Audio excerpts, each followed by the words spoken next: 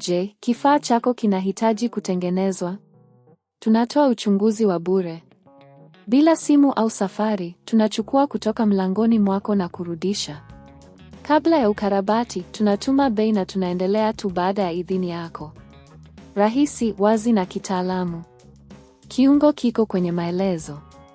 Kwanza, unahitaji vifaa kadhaa: screwdriver ya nyota, betri mpya ya Asus ROG G752V na brashi ya kusafisha. Kwanza, zima kompyuta yako na uondoe kebo ya umeme. Kabla ya kuanza, ni muhimu kuhakikishiwa kuwa unafanya kazi katika mazingira yasiyo na umeme wa statiki. Tumia mkanda wa kutuliza umeme ikiwa inahitajika. Hatua ya kwanza ni kuondoa kifukova ya nyuma. Kichwa cha screwdriver kitakusaidia kufanya hivyo. Unahitaji kuondoa screws zote zinazoshikilia kifukova. Baada ya kuondoa screws, kwa uangalifu nyanyua kifukova ili kufichua sehemu za ndani za kompyuta. Sasa utagundua betri ya zamani. Betri hii inapaswa kuwa na viungo viwili vya umeme vinavyoshikilia betri hiyo. Kwa kutumia screwdriver, gently ondoa viungo hivi.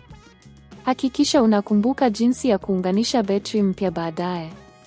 Baada ya kuondoa betri ya zamani, chukua brashi ya kusafisha na angalia ndani ya kompyuta. Safisha vumbi lililokusanyika kwenye ventilations na sehemu nyingine za ndani. Hii itasaidia kuboresha mfumo wa baridi na kuzuia joto kupita kiasi. Sasa fanya ufungaji wa betri mpya. Kwanza, weka betri mpya mahali ambapo betri ya zamani ilikuwapo. Hakikisha viungo vya umeme vinakaa vizuri. Baada ya kufunga betri, weka kifukova cha nyuma kwa kuirudisha kwenye mahali pake, ukihakikisha screws zote zimewekwa vizuri. Mara baada ya kumaliza, unahitaji kufanya uchunguzi wa bure. Unganisha kompyuta yako kwenye umeme na angalia kama inachaji betri mpya vizuri. Ikiwa kila kitu kiko sawa, unaweza kuanzisha kompyuta yako na kuangalia utendaji wake. Ikiwa unapata matatizo yoyote, ni vyema kuwasiliana na huduma ya wateja. Kumbuka, huduma ya kuchukua nyumbani inapatikana kwa maeneo mengi, na unaweza kuwasiliana nao ili kupata huduma za ukarabati. Bei ya kubadilisha betri inaweza kutofautiana, lakini ni muhimu kuangalia bei kabla ya kuamua kufanya ukarabati.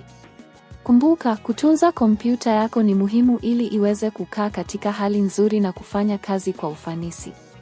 Je, kifaa chako kinahitaji kutengenezwa? Tunatoa uchunguzi wa bure. Bila simu au safari, tunachukua kutoka mlangoni mwako na kurudisha. Kabla ya ukarabati, tunatuma bei na tunaendelea tu baada ya idhini yako. Rahisi, wazi na kitaalamu. Kiungo kiko kwenye maelezo.